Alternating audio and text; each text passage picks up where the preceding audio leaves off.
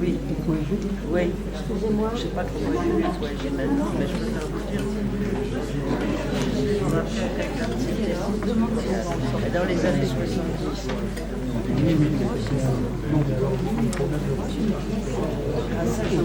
Moi, je n'ai pas effectivement, c'est vrai que je les ai bonsoir, donc Monsieur Pillon vient d'arriver et on lui donne tout de suite la parole. Voilà. Merci d'avoir fait si vite. C'était une journée très chargée pour lui.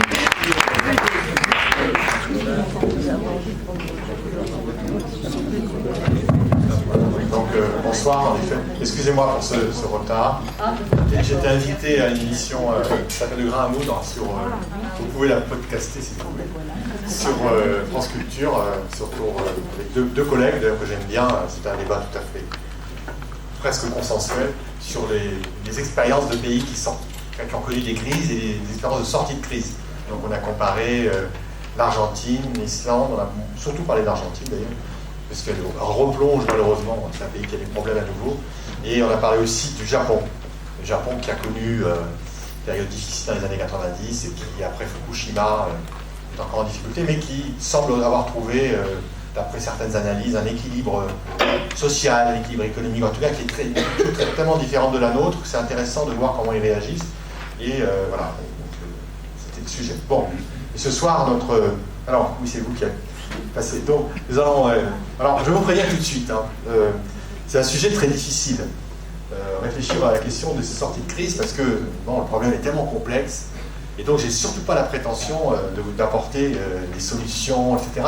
J'ai plutôt pensé à une présentation un peu exploratoire, un peu en essayant de réfléchir avec vous sur des pistes de sortie de crise.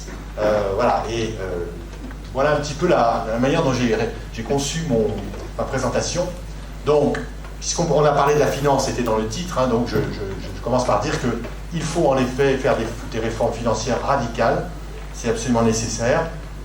Que celles qu'on mène aujourd'hui d'ailleurs sont de ce point de vue-là très insuffisantes, que bien entendu ces réformes doivent permettre d'aboutir à une autre vision de la finance, une autre finance alternative qui soit au service de la société et d'intérêt général, mais que même ces réformes financières, si on arrivait à les mener, ne seraient pas suffisantes de toute façon, parce qu'il faut aussi s'attaquer aux dimensions sociales, environnementales et politiques de la crise. Vous vous rappelez la première séance où j'avais essayé de montrer que la crise actuelle, c'est une crise qui n'est pas que financière. Elle est bien sûr financière, mais elle est aussi sociale, environnementale, politique. Et donc, elle a cette dimension, son caractère multidimensionnel fait qu'on ne peut pas, si on veut sortir de la crise, ne regarder que la dimension financière. Et puis, je vous proposerai de partir d'expériences antérieures de sortie de crise. Vous allez voir des exemples que j'ai pris qui nous font réfléchir sur la période d'aujourd'hui et qui peut-être peuvent nous suggérer des voies de sortie de crise. Et enfin, pour terminer, je vous présenterai deux scénarii, pour être un peu pédant, deux scénarii de sortie de crise qui sont d'ailleurs dans l'article, un des articles qu'on vous a distribué sur justement une réflexion sur comment l'avenir pourrait se présenter, deux scénarios bien contrastés, histoire de réfléchir. Donc, vous voyez, c'est vraiment notre soirée, je l'ai conçue, j'espère que ça vous conviendra, comme une soirée de réflexion et surtout pas d'affirmation. Parce que j'ai beau être altermondialiste et croire qu'un autre monde est possible, et ça j'en suis convaincu, je ne suis pas sûr de moi, forcément, sur les moyens d'y arriver. Et d'ailleurs, ça doit résulter. Je suis contre les gens qui ont une vision clé en main. Vous savez, voilà ce qu'il faut faire, et il n'y a que ça comme solution. Non. Au contraire, toute solution alternative doit découler d'un débat, d'une réflexion, de la démocratie en quelque sorte. Et donc, de toute façon, ceux qui disent qu'ils ont la solution sont, à mon avis, des imposteurs. Voilà. Alors, point suivant, donc, des réformes radicales. Donc, ce que je vais vous dire, c'est que les réformes actuelles, il y en a beaucoup, des réformes en fait, il ne faut pas penser qu'il ne se passe rien, elles sont timides. Ne croyez pas qu'il ne se passe rien. Par exemple, le gouvernement actuel, le ministre de l'économie, M. Moscovici, a présenté pas plus tard que la semaine dernière un projet de réforme des banques qui va passer en Conseil des ministres le 19 décembre. Donc il y a des choses, sauf que ces réformes me paraissent très très en deçà de ce qui serait souhaitable de faire pour vraiment changer le système. Et puis, du coup, je pense que des contre-propositions s'imposent face aux propositions actuelles de réforme, aux réformes qui sont en cours. Alors on va regarder alors, oh là là, c'est pas très clair en effet. Bon, je suis désolé, je pense que ça passe pas très bien. Bon, alors, désolé, je vais vous commenter le tableau et bon, vous pourrez prendre le diaporama chez vous, puisque je crois qu'il va être disponible sur le site de la médiathèque, n'est-ce pas? Donc vous l'aurez. Je vais commenter rapidement en m'excusant de la mauvaise qualité, je pensais que ça sortirait mieux. C'est extrait d'un article, enfin bon, ça va bien sorti. Il y a deux colonnes. Il y a une colonne qui concerne les réformes financières proposées par le G20 et par les autorités à la fois des États-Unis et de l'Union européenne. Donc c'est les réformes en cours dans les grands pays, les pays avancés. Et puis en face, je fais des contre-propositions, c'est-à-dire pour montrer qu'en face des réformes qui sont proposées, il y en a d'autres plus radicales qui vont plus loin et qui seraient nécessaires. Alors commençons par exemple, je ne vais peut-être pas toutes, comme c'est pas lisible, toutes les passer en revue, parce qu'il y en a peut-être beaucoup, c'est peut-être un peu technique, mais c'est pour vous montrer qu'il se passe beaucoup de choses néanmoins. Par exemple, la taxation des banques. Le G20 a proposé, a mandaté le Fonds monétaire international, du temps de M. Strauss-Kahn d'ailleurs, de réfléchir à la taxation des banques. Pourquoi? Parce que les banques étant en partie responsables de la crise et devaient passer à la caisse, mais aussi parce que les banques sont des acteurs relativement fragiles et il est important de constituer une espèce de matelas de précaution pour éventuellement venir à l'aide de ces banques en cas de difficulté, de façon à ce que ce ne soit pas le contribuable qui paye, mais plutôt l'argent qui a été mis de côté en taxant les banques. Donc l'idée de départ n'est pas forcément mauvaise, sauf que nous, on dit, il ne suffit pas de taxer les banques, il faut taxer les banques, mais aussi l'ensemble des transactions financières. C'est l'idée de la taxe Tobin qu'on a élargie, puisque la taxe Tobin, c'était on taxe les transactions de change, les transactions des monnaies les unes contre les autres. Nous, on dit maintenant, il faut aller beaucoup plus loin, il faut une taxe sur les transactions financières. Alors d'ailleurs, ce qui est intéressant, c'est que notre idée de taxation des transactions financières a été reprise. Je ne l'ai pas mis dans ce tableau, mais la Commission européenne a fait un projet de directive pour proposer la taxation des transactions financières. Donc vous voyez que finalement, les idées circulent, les idées SM, sauf que ce projet est en deçà de ce qu'on souhaite. Deux indications pour montrer que ce projet de la Commission européenne est en deçà de ce qu'on souhaite. Un, les taux qu'il propose, les taux d'imposition sont très faibles, relativement faibles, et donc ne seront pas de nature à couper court à la spéculation. Ce que recherche en fait la Commission européenne, c'est surtout de gagner de l'argent, d'avoir des recettes fiscales, ce qu'on peut comprendre, pour abonder le budget européen. Donc, c'est mieux que rien. On est content de voir que ce projet a été repris, mais si vous voulez, pour nous, à TAC en particulier, on est pour la taxe sur les transactions financières dans le but premier de casser les reins à la spéculation. Or là, le projet ne va pas assez loin. Mais bon, l'idée de taxation des transactions financières qui était tabou il y a quelques années, les gens nous riaient au nez quand on le proposait. Maintenant, c'est intéressant de voir que ça y est, c'est plus tabou. Donc c'est un progrès intellectuel. On admet que c'est une idée intéressante, sauf que bien sûr, il faut aller plus loin en appliquant cette taxe pour qu'elle remplisse vraiment son rôle d'instrument de lutte contre la spéculation. Il y a des conditions aussi. Comment? Il y a des conditions. Et des conditions. En plus que le taux est bas, il y a des conditions, il faut que 9 pays soient d'accord. Alors attendez, oui. Bon, d'accord. Alors, c'est impossible. non. Alors là-dessus, je ne dirais pas que c'est impossible. En principe, en Europe, si vous voulez qu'on reste sur ce sujet, en Europe, il y a une règle d'unanimité en matière fiscale. Donc en principe, aucune décision fiscale, par exemple de créer un nouvel impôt, ne peut être faite sans l'unanimité des 27 membres. Autant dire que c'est impossible. Mais, il y a ce qu'on appelle des coopérations renforcées. C'est-à-dire, le texte européen, notamment le traité de Lisbonne, prévoit la possibilité, si un groupe de pays, qui ne sont pas la totalité des membres, souhaite aller de l'avant pour mettre en place une coopération renforcée dans un domaine, y compris la fiscalité, c'est possible. Alors bien sûr, c'est là que ça peut vous donner raison, c'est qu'il faut que les autres ne s'y opposent pas. Mais ils peuvent ne pas rentrer dans le bateau, monter dans le bateau dans lequel on va essayer d'aller de l'avant. Aujourd'hui, si j'en crois les déclarations, mais comme elles ont été quand même répétées, on peut penser que c'est du sérieux, il y a au moins 4 grands pays, c'est-à-dire à part la Grande-Bretagne qui n'est pas d'accord pour participer au projet, il y a 4 grands pays qui sont pour, ce qui peut créer comme un rapport de force intéressant, c'est-à-dire qu'il y a l'Allemagne, il y a la France, il y a l'Italie, il y a l'Espagne. sans parler d'autres pays, comme les Pays-Bas, éventuellement, qui pourraient être d'accord, et la Belgique. Donc, ça veut dire qu'il y a un groupe de pays qui pèsent quand même politiquement relativement lourd, qui sont pour. Alors maintenant, bien sûr que c'est une question de bras de fer. Si ces grands pays, ces groupes de pays veulent aller de l'avant, fait une pression politique très forte, moi je pense que c'est possible. Mais c'est une question de volonté politique, évidemment. Mais disons qu'il n'y a pas d'impossibilité, si vous voulez. Les textes le permettent, comme par exemple l'euro, c'est 17 pays dans une Union européenne qui fait 27 pays. On peut voir ça comme une coopération renforcée. C'est-à-dire qu'il y a des pays qui vont de l'avant sur un sujet, sur un thème. Tous les pays membres ne sont pas obligés de suivre. Voilà. Donc, si vous voulez, je crois que c'est possible. Voilà. Maintenant, c'est comme tout en économie et en politique, c'est une question de volonté et une question de volonté politique et de rapport de force, évidemment. Voilà, bien sûr. Mais je pense que quand on voit les grands pays qui sont pour, s'ils continuent à être pour, s'ils sont vraiment pour, ça peut peser quand même lourd dans la balance. Bon, mais on verra, on va voir ce qui va se passer.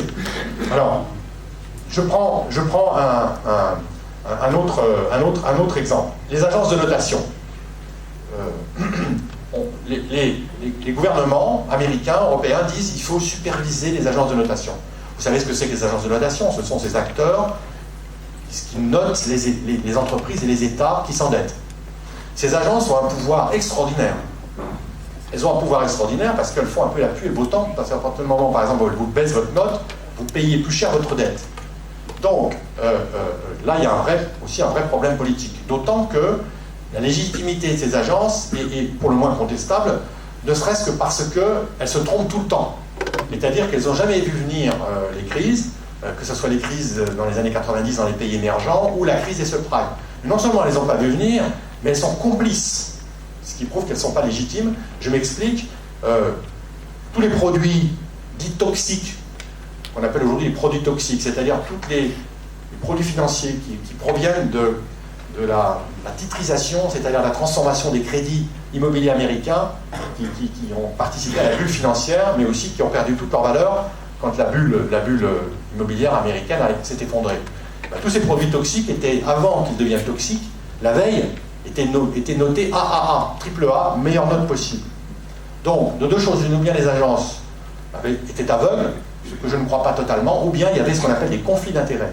En réalité, elles avaient intérêt à mettre une très bonne note, alors qu'elles savaient très bien que c'était des produits risqués. Pourquoi? Parce qu'elles gagnaient beaucoup d'argent dans ce business, qui était de faire circuler ces produits structurés, extrêmement complexes, et de mettre une bonne note, c'était un moyen pour elles de gagner beaucoup d'argent. Donc elles sont, pour moi, les agences de notation sont très largement discréditées. C'est pour ça que je dis que leur légitimité est en cause. Donc superviser les agences sans les réformer profondément, sans changer leur mode de fonctionnement, et notamment supprimer les conflits d'intérêts, c'est quelque chose qui est inacceptable. C'est pour ça que nous disons interdiction, par exemple, voyez, des activités de conseil des agences de notation. Pourquoi? Parce que les agences de notation, elles font deux métiers. Elles conseillent, elles notent, évidemment, c'est leur premier métier. Leur deuxième métier, c'est de conseiller leurs clients. Donc là, on voit qu'il y a un problème. C'est comment voulez-vous mettre une mauvaise note à un client que vous avez conseillé? Vous voyez, c'est encore un conflit d'intérêts. Donc nous, on dit mettre fin à ce type d'activité et créer des agences de notation publiques. C'est-à-dire créer des agences de notation qui sont financées par des capitaux publics et qui vont pouvoir, d'une certaine façon, utiliser des façons de fonctionner qui vont fonctionner selon des critères différents des agences de notation privées. Donc, voilà ce qu'on dit. Certains disent qu'il faut supprimer carrément les agences de notation. Bon, je ne suis pas sûr que ce soit nécessaire, que ce soit possible et souhaitable, c'est un débat. Hein. Mais en tout cas, il faut certainement aller beaucoup plus loin que la réforme qui est proposée. Alors, pour la petite histoire d'ailleurs, Madame Angela Merkel, chancelière allemande, a déclaré un jour, je ne sais pas si elle le redirait aujourd'hui, qu'elle était pour créer une agence publique européenne de notation. Je n'ai pas entendu le répéter, mais bon, en tout cas ça a été dit au moins une fois. Bon, ça veut dire que cette idée existe, et maintenant il faudrait la promouvoir pour véritablement casser le monopole et la domination de ces agences de notation privées qui est vraiment scandaleux. Alors, un autre question qui nous préoccupe beaucoup à TAC notamment, et qui vous préoccupe, je pense aussi, c'est la question des paradis fiscaux et réglementaires. La question des paradis fiscaux, c'est fondamental. Pourquoi? Parce qu'aujourd'hui, il y a à peu près 50% des flux financiers internationaux qui circulent dans le monde, entre les pays, qui passent par les paradis fiscaux. Vous vous rendez compte? La moitié, c'est colossal. Et ces flux financiers sont de toutes sortes. Ils servent à cacher l'argent, souvent, pour éviter de payer les impôts, d'où le nom de paradis fiscaux, mais aussi pour le blanchiment de l'argent. Blanchiment de l'argent, de la drogue, du commerce de la drogue, des armes, de la prostitution, des jeux, etc. Et donc, l'idée, c'est qu'il faut s'attaquer aux paradis fiscaux. Comment faire? La réponse officielle du G20, c'est de dire on va faire ce que propose l'OCDE. L'OCDE, vous savez, c'est un organisme de coopération et de développement économique qui rassemble la plupart des pays industrialisés. L'OCDE dit, voilà, on va classer les paradis fiscaux en 3 catégories. Les blancs, les gris et les noirs. Alors déjà, il y a un problème, c'est que pour moi, un paradis fiscal peut difficilement être blanc, comme neige, parce que là, c'est ce qu'on pourrait appeler l'oxymore. Il y a une contradiction. Comment est-ce qu'on devient un paradis fiscal blanc? C'est en signant des accords de coopération avec d'autres pays ou d'autres paradis fiscaux, des accords de coopération en matière d'échange d'informations. Bon. Eh bien, je pense que ça, c'est une façon de traiter la question des paradis fiscaux qui est inacceptable. C'est vraiment nous raconter des cracks. L'ancien président de la République française avait dit, au soir du sommet du G20, je crois que c'était à Londres, en avril 2009, avait dit, le problème des paradis fiscaux est résolu, parce que nous avons trouvé une solution pour justement nous débarrasser des mauvais paradis fiscaux. Sous-entendu, les blancs, les gris et les noirs. En effet, maintenant, tous les paradis fiscaux sont devenus blancs. Parce qu'ils ont signé des accords, Luxembourg, Monaco, que sais-je, les îles anglo-normandes, Liechtenstein, c'est les paradis fiscaux blancs. C'est-à-dire que, bon, maintenant, on appelle ça d'ailleurs des territoires coopératifs. C'est-à-dire qu'ils ont accepté de signer des accords avec les États, les entours, entre eux, donc ils ont coopéré, donc ce sont des bons paradis fiscaux, circuler, il n'y a plus rien à voir. Donc nous, évidemment, on trouve que c'est la supercherie, et ce qu'on dit, c'est qu'il faut prendre des mesures qui sont simples. Il y en a 2, parmi d'autres, qu'on peut citer. La première, c'est d'interdire aux banques d'avoir des filiales dans les paradis fiscaux. Alors nous avons fait à TAC, avec les Amis de la Terre, on a fait une enquête auprès des banques, notamment pour savoir leur activité dans un certain nombre de domaines, dont dans les paradis fiscaux. Et on leur a posé la question, êtes-vous encore, avez-vous des filiales des paradis fiscaux? La plupart des banques, BNP Paribas, Société Générale, BPCE, Banque Populaire Caisse d'Épargne, Crédit Agricole ont répondu non. Nous sommes désormais dans aucun paradis fiscal, nous sommes dans les territoires coopératifs. Terminé, tout va bien. Alors évidemment, ça me paraît totalement inacceptable, et en réalité, la manière dont fonctionne Monaco, par exemple, pour prendre cet exemple, avant et après la signature de ces accords qui l'ont permis de devenir un paradis fiscal blanc ou un territoire coopératif, son mode de fonctionnement n'a pratiquement pas changé. Alors, ce qu'on dit, nous, c'est qu'il faut que les banques qui déclarent avoir des paradis fiscaux dans les territoires coopératifs, prenons-les au mot, suppriment ces filiales, parce qu'elles n'ont pas à être là pour camoufler l'argent de leurs clients, par exemple, et pour les aider à faire de la fraude fiscale, par exemple. Mais il y a une autre idée. Le gouvernement américain, donc l'administration Obama, a fait voter une loi qui s'appelle la loi FATCA, qui est une loi qui a la disposition suivante. Cette loi, très particulière, vous allez voir, demande à toutes les banques qui sont situées en dehors des États-Unis de déclarer les dollars, les fonds qu'elles reçoivent des résidents américains. Donc quand un citoyen américain envoie de l'argent en Suisse, à Monaco ou dans les Caraïbes, normalement, d'après cette loi, la banque qu'il reçoit doit le déclarer aux autorités américaines. C'est ce qu'on appelle une loi extraterritoriale, ce qui est très rare, parce que normalement, en droit, vous savez qu'une loi ne peut s'appliquer que dans les frontières d'un pays. On ne peut pas voter une loi en France qui s'appliquerait, par exemple, je ne sais pas, en Italie, ou qui s'appliquerait au Japon.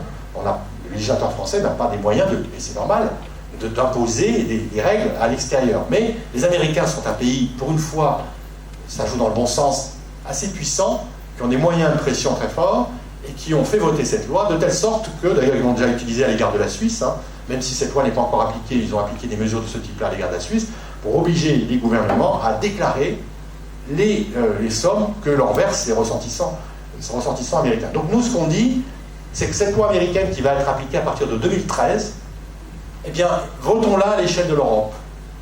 Les Américains l'ont fait, comme dirait Yes, you can, eh bien, nous pouvons, yes, we can, nous aussi, on va le faire. Disons ça à nos gouvernements, puisque les Américains l'ont fait. Et si les Européens, qui quand même pèsent très lourd dans le monde en termes de flux financiers, si les Américains aussi ont cette loi, alors ça sera peut-être le début de la fin, non pas des paradis fiscaux, parce que la bagarre sera longue, mais en tout cas, ça portera un sérieux coup aux paradis fiscaux. Vous voyez, donc voilà la contre-mesure que nous proposons. Vous voyez que ce n'est pas une mesure révolutionnaire, puisque les Américains l'ont fait. Autant dire que faisons comme les Américains, et là on marquera des points dans la lutte contre les paradis fiscaux. Voilà. Vous voyez, donc voilà l'état d'esprit dans lequel on est, je ne vais pas développer plus, hein, mais vous voyez, il y a des tas de réformes qui sont en cours, paradis fiscaux, taxation des banques, transactions financières, etc. On voit qu'il y a des avancées, mais qu'à chaque fois, la mesure qui est proposée ne va pas assez loin, ou même parfois est une supercherie, on nous fait croire qu'on a réformé, comme dans le cas des paradis fiscaux, et nous on dit non, il faut aller beaucoup plus loin si on veut vraiment s'attaquer au pouvoir de la finance, qui est en partie responsable de la situation dans laquelle nos économies, nos sociétés sont aujourd'hui. Donc on va passer au point suivant. Du coup, ce que nous disons, c'est que si on fait des réformes suffisamment radicales, alors on pourra essayer de réfléchir et mettre en place une finance alternative. Qu'est-ce qu'on peut entendre par une finance alternative? Là, j'indique un certain nombre de points qui nous semblent très importants, sur lesquels nous nous battons et sur lesquels il faut, en tant que citoyen, je pense, essayer de se battre. C'est d'abord l'idée d'un contrôle social sur les banques. Alors, qu'est-ce qu'on entend par là? Contrôle social, en fait, si vous préférez, contrôle des acteurs sociaux, sur les banques. Aujourd'hui, la plupart des banques sont des banques capitalistes, qui fonctionnent dans une logique actionnariale, c'est-à-dire pour l'intérêt strict des actionnaires. Versement de dividendes, etc. Nous disons que ce n'est pas possible d'avoir des banques qui fonctionnent, que toutes les banques en tout cas fonctionnent dans cette logique. Qu'est-ce que ça veut dire contrôle social? Alors pour nous, ça ne veut pas dire nécessairement nationalisation des banques. C'est une des voies pour y arriver. Nationalisation, c'est-à-dire le contrôle par l'État du capital de la banque. Comme on l'a fait en France, on a nationalisé pratiquement toutes les banques, hein, au début des années 80, avant les privatisations, presque toutes les grandes banques françaises avaient été nationalisées. Et nous constatons que l'expérience des nationalisations françaises n'a pas été une réussite totale sur le plan de l'efficacité économique, sur le plan de la démocratie. Et donc nous disons que, attention, la nationalisation, c'est bien, mais peut-être que ce n'est pas la solution avec un grand L ou un grand S. Nous pensons par exemple que le contrôle social, ça pourrait être une réforme de la gouvernance et donc du droit qui va avec, du droit des sociétés, pour modifier, par exemple, la composition du directoire des banques. Du directoire, c'est-à-dire là où sont prises les décisions.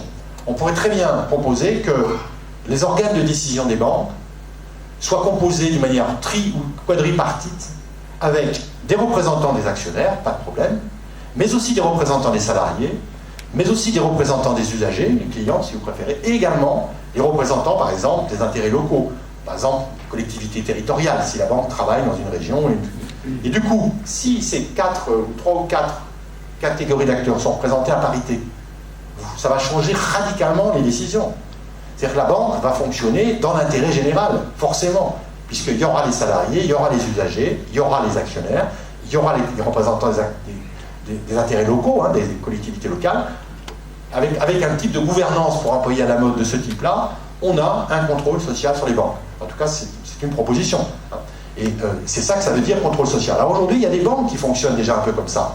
Les banques coopératives, mais les vraies banques coopératives. Vous écoutez à la radio en ce moment la publicité, c'est assez drôle, du Crédit Mutuel. Vous n'avez pas entendu? Crédit Mutuel, nous sommes une banque pas comme les autres parce que vous êtes client, vous êtes en même temps propriétaire. Sauf que cette banque, en effet, a un statut coopératif, se comporte comme une banque capitaliste. Donc c'est pas suffisant d'avoir le statut, il faut aussi avoir une politique qui va dans ce domaine. Et en France, malheureusement, la plupart des banques coopératives, BPCE en est une, hein, parce que Banque Populaire et Caisse d'Épargne, c'était des coopératives, se comportent comme des banques, parfois c'est des pires, des banques capitalistes. Donc, l'idée, c'est d'avoir des banques coopératives, des vraies.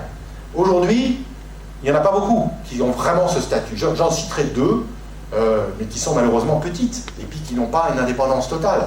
C'est le Crédit Coopératif, justement, d'une part, et c'est la NEF, qui sont 2 banques qui, je crois, que l'on peut considérer, je crois, comme ayant une éthique, on pourrait les appeler des banques éthiques, une façon de fonctionner par rapport à des valeurs, et qui sont totalement transparentes. Nous, dans le questionnaire qu'on leur a envoyé, par exemple, on a envoyé à toutes les banques avec les Amis de la Terre, on a fait un classement des banques, hein, une sorte de notation des banques, justement. Et c'est ces 2 banques qui reviennent toujours en tête. Toujours en tête par rapport à l'absence par exemple, de filiales dans les paradis fiscaux, par rapport à la manière dont ils rémunèrent leurs salariés sans leur donner des commissions par rapport au nombre de produits qu'ils vendent aux clients, ce qui est aussi un moyen, hein, de pousser les gens à vendre de plus en plus de produits, etc., etc. Donc on voit qu'il y a quand même des banques coopératives qui fonctionnent à peu près bien. Eh bien, nous disons aussi que le contrôle social sur les banques, ça peut être aussi des banques coopératives, mais des banques coopératives qui respectent l'esprit coopératif. Voilà. Alors ensuite, l'autre idée, c'est d'avoir un pôle financier public en Europe, en France et si possible en Europe. Nous pensons que dans le monde dans lequel nous sommes aujourd'hui, qui est un monde en crise, mais aussi un monde en crise non seulement économique, mais sociale et écologique, nous avons devant nous la question de la transition énergétique et la transition écologique en général, qui va requérir, qui va demander des investissements monumentaux sur le long terme, pour pouvoir inventer de nouveaux modes de transport, des nouveaux modes d'habitat, économes en énergie, parce que c'est là que les économies d'énergie principales peuvent être réalisées, mais aussi pour mettre en place des nouveaux programmes de recherche et de développement pour les énergies alternatives. Et bien tout ça, ça demande des financements que le secteur privé ne peut pas faire.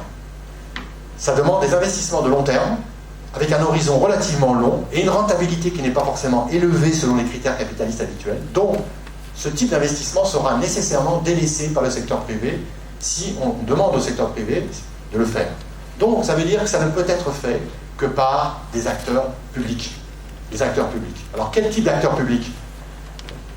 On a lancé en France une banque publique d'investissement, la BPI. En soi, c'est une très bonne idée, sauf que la banque publique d'investissement est toute petite. Elle est absolument incapable, par sa taille, de prendre en charge les investissements publics. De plus, si on veut être sérieux, et c'est là que l'Europe a un sens, l'espace national doit être dépassé. C'est-à-dire que si on veut faire des grands investissements dans le domaine du transport, dans le domaine de la recherche et développement, pour inventer et mettre en place des nouvelles formes d'énergie, eh bien, ça demande de le faire à l'échelle européenne, pour mutualiser les risques, pour mutualiser les dépenses. Et donc, c'est pour ça qu'on plaide pour un pôle public bancaire et financier européen, parce qu'on pense qu'il y a un certain nombre de dépenses fortes, importantes dans le long terme que nous allons devoir réaliser si nous voulons réussir la transition écologique et énergétique, qui impliquent nécessairement des financements publics. Voilà. Alors, ça c'est le deuxième point. On reviendra après sur ces points, je suis certain que vous aurez des questions. Alors, la question du métier de banquier, ça peut vous paraître bizarre ce que j'ai écrit là, mais ça me tient à cœur personnellement. C'est remettre le métier de banquier au service de la société d'intérêt général. Il y a un certain nombre notamment d'économistes ou d'historiens américains. L'économiste auquel je pense, c'est notamment un dénommé Paul Krugman, qui est qui a le prix Nobel d'économie d'ailleurs, donc c'est pas un mauvais, enfin selon les critères standards, et qui a fait un bouquin, et un article d'ailleurs qui a eu beaucoup de retentissement dans le New York Times, qui dit « Il faut que le métier de banquier redevienne ennuyeux ». Non mais ennuyeux, qu'est-ce qu'il veut dire? Il faut que les banquiers soient payés comme les autres. Il ne faut pas qu'ils aient un salaire supérieur aux autres, par exemple, et il faut qu'ils se conforment à des critères de rigueur, d'honnêteté intellectuelle, de probité, etc., qui soient ceux qu'on devrait rencontrer dans tous les autres secteurs de l'économie. Regardez le cas de la France. Moi, je suis donc enseignant, je fais de l'enseignement dans une université. Donc ces questions, je les vois, je les vis. On voit en France quoi? On voit que tous les étudiants qui sortent, par exemple, des grandes écoles, nous avons les écoles d'ingénieurs, polytechniques au hasard, qui n'ont aucune notion de finance au départ, qui sont plutôt des ingénieurs pour le génie industriel, par exemple. Eh bien, où est-ce qu'ils vont, la plupart? Dans la finance. Pourquoi? Parce que les salaires sont 40% plus élevés en moyenne dans le domaine financier que dans le domaine industriel. Donc, dire qu'il faut que le métier de banquier redevienne ennuyeux, c'est mener une politique pour que les salaires soient les mêmes, approximativement, dans l'industrie, là où on crée des vraies richesses, et dans la finance, où là où on ne crée pas toujours de vraies richesses. Et ça, c'est très important. Et ça demande évidemment un volontarisme politique essentiel. Si on veut que les diplômés, et ceux qui aujourd'hui représentent donc la France de demain, quelque part, au niveau de leurs compétences et de leur formation, aillent vers les secteurs qui sont les plus importants pour le développement, pour l'économie, pour la société, eh bien, il faut remettre à leur place les banquiers quelque part. Aujourd'hui, c'est scandaleux de voir les écarts de salaire, mais c'est incroyable, qui existent entre un responsable, disons un cadre supérieur de banque et un cadre supérieur d'industrie. Pour parler des cadres supérieurs, on pourrait parler aussi des niveaux un peu en dessous, des cadres tout court. il y a des différences de salaire absolument monumentales, qui sont injustifiées. Ça devrait même être l'inverse. Je pense que souvent l'utilité sociale d'un banquier est bien inférieure à l'utilité sociale d'un ingénieur qui va vous inventer une nouvelle technologie, qui va mettre en place un nouveau système de production, etc. Donc, si vous voulez, là, il y a vraiment un travail à faire. Ce travail, il commence chez nous d'abord, nous qui sommes des citoyens, qui côtoyons des jeunes en particulier, pour les convaincre qu'ils gagneront peut-être plus d'argent en allant dans la banque, mais est-ce que c'est si important? Est-ce que c'est plus utile d'aller dans la banque? Et qu'il faut faire passer dans l'opinion l'idée que ça suffit comme ça, quoi. Ça suffit d'avoir un secteur bancaire qui est véritablement une sorte de sensu qui prélève des richesses sur le reste de l'économie au détriment du reste de l'économie. Vous savez, ces derniers temps, on a beaucoup parlé de désindustrialisation. Vous avez entendu parler du rapport gallois, etc. La France se désindustrialise. Oui, c'est vrai, la part de notre industrie diminue dans l'économie, mais d'où vient la désindustrialisation? Elle vient en partie de la financiarisation. Ça, on n'en parle pas dans le rapport gallois. Pas du tout. Le gouvernement n'en a pas parlé non plus dans les projets de réforme. Alors, nous, on dit, le gouvernement a préféré s'attaquer aux salaires en disant les salaires sont trop élevés dans l'industrie ou dans l'économie. Mais moi, je dis non, les salaires sont trop élevés dans l'industrie. Le coût du capital, du coup, est trop élevé. C'est ça le problème. Et donc, vous voyez, il faut repenser complètement cette question de la place de la finance, de la place des banquiers, et donc remettre le banquier au service de l'économie. Je crois que c'est un travail vraiment fondamental. Ensuite, d'une manière générale, nous devons, en tant que citoyens et en tant que clients, en tant qu'épargnants, nous devons favoriser les banques alternatives et éthiques. C'est-à-dire que nous avons de l'argent, pas toujours beaucoup nécessairement, nous avons des dépôts, nous avons de l'épargne. Eh bien, il faut penser peut-être à mettre au moins une partie, si ce n'est la totalité de cette épargne, vers des emplois alternatifs. Alors ça peut être des banques comme le crédit coopératif, mais ça peut être aussi des sociétés financières qui, par exemple, font du microcrédit, qui travaillent dans des secteurs d'activité pour la réinsertion des travailleurs qui ont connu le chômage de longue durée, par exemple, et ainsi de suite. Donc c'est une façon de placer notre argent, si on en a, dans des emplois productifs pour la société et qui correspondent aussi à une certaine éthique, à des valeurs. La valeur de la réinsertion sociale, c'est quelque chose par rapport à l'argent, à la volonté d'avoir des rendements toujours plus élevés en ayant un portefeuille de titres, d'actions ou d'obligations. Donc ça, je crois que la question des alternatives, hein, non seulement des banques, mais des sociétés alternatives qui investissent dans le social, par exemple, c'est extrêmement important. Hein. Donc là, de ce point de vue-là, il y a aussi la finance alternative, c'est ça aussi. Hein. C'est s'intéresser à tous les financements possibles pour les secteurs d'activité, ce qu'on appelle quelquefois l'économie sociale et solidaire, hein, qui sont extrêmement des secteurs d'activité qui sont très importants, qui créent beaucoup d'emplois. Il faut le savoir, hein. Il y a beaucoup d'emplois dans l'économie sociale et solidaire. Hein. On constate qu'il y a à peu près 10% de l'emploi au total, au sens large, qui va dans ce secteur. Donc c'est pas négligeable. Donc il faut vraiment investir, placer, si on a la chance d'avoir un peu d'économie, dans ce secteur-là. On va peut-être passer au point suivant.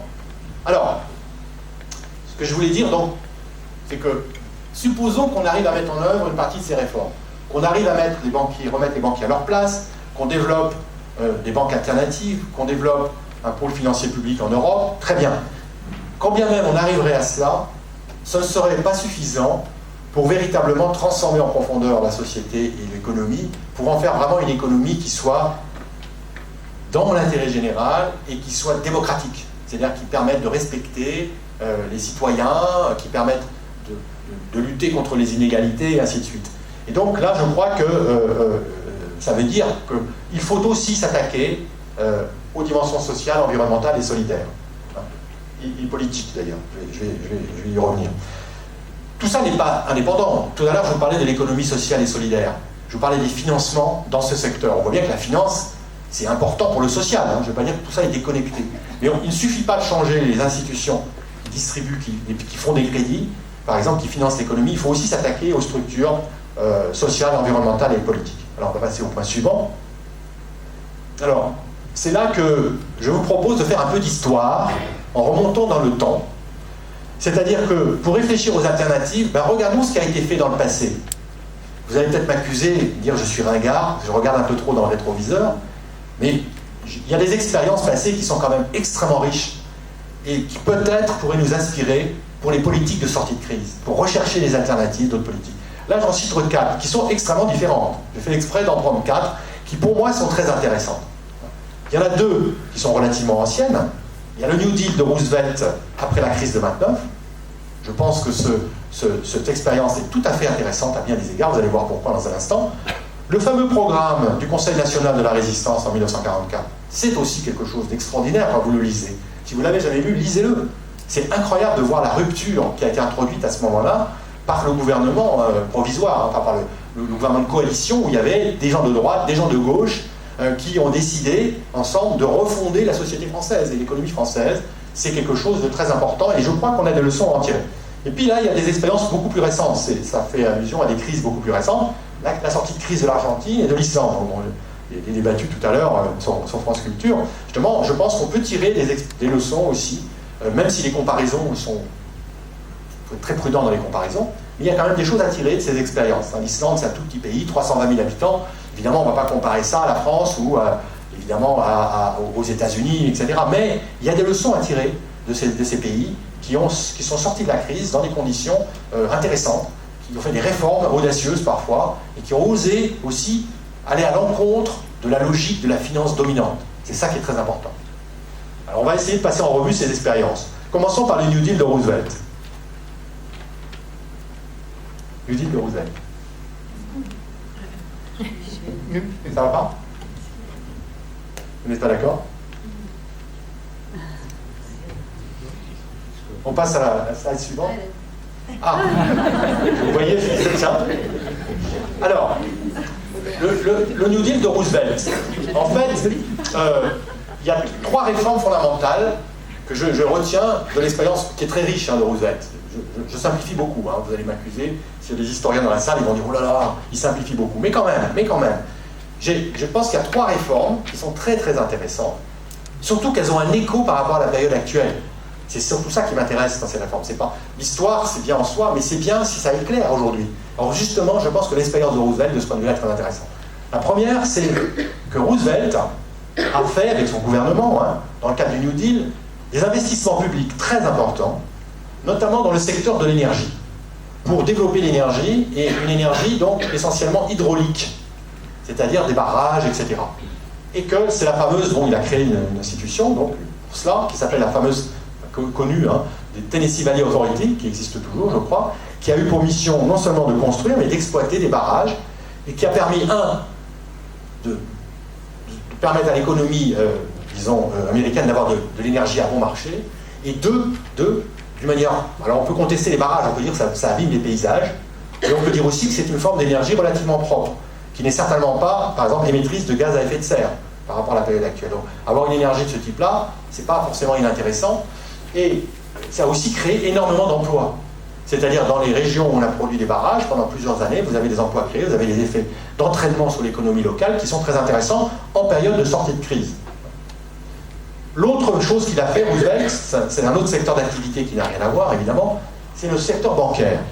Monsieur Roosevelt, alors ça a été dur, parce que quand on lit l'histoire, ça n'a pas été un long fleuve tranquille, ça ne s'est pas fait du jour au lendemain, il y a eu de la bagarre, etc., il y a eu des lobbies qui s'opposaient, mais il a réussi à faire voter ce qu'on appelle le Glass-Steagall Act, qui est une loi votée en 1933, qui notamment a pour disposition centrale de prévoir la séparation, sujet dont on parle beaucoup aujourd'hui, entre les banques de dépôt, ou les banques de détail d'un côté, et les banques d'investissement de l'autre.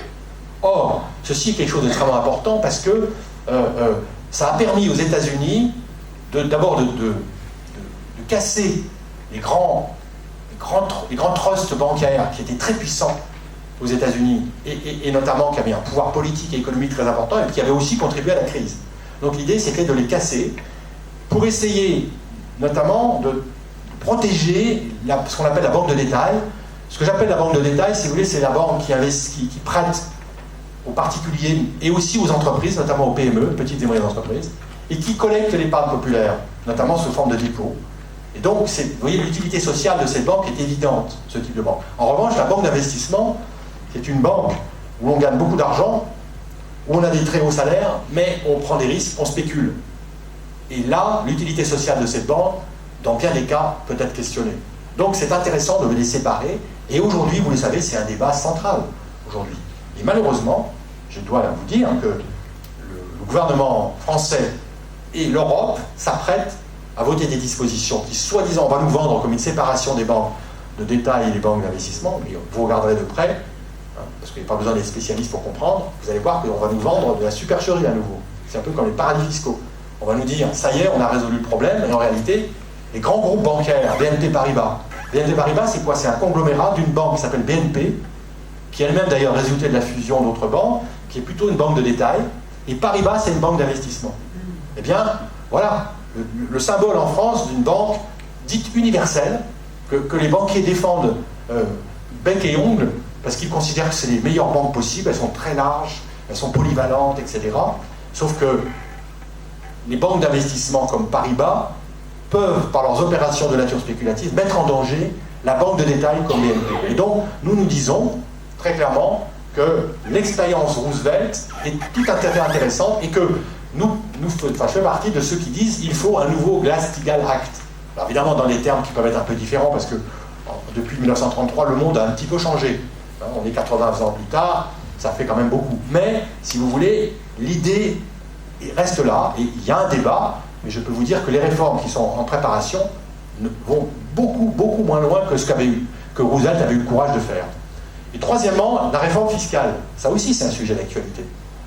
Alors, nous sommes très sensibles, mais je suppose que vous l'êtes aussi, à la question fiscale. Pour plusieurs raisons.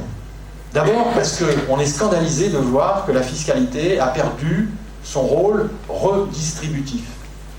Que la progressivité des impôts, notamment sur le revenu ou sur le capital, a pratiquement diminué, a fortement diminué. On a supprimé les tranches d'impôts, on a baissé le taux de prélèvement des tranches de revenus les plus élevées. Et donc, ce n'est pas la fameuse tranche à 75% que M. Hollande a fait voter sur les revenus les plus élevés, avec des tas d'exemptions pour les sportifs, pour les artistes, etc., pour les Johnny Hallyday et autres. Donc, ça veut dire que c'est une mesure, finalement, qui ne va pas beaucoup rapporter à l'État, puis qui n'aura pas un impact énorme. Je pense qu'il faut revoir complètement, comme l'avait fait Roosevelt, la fiscalité.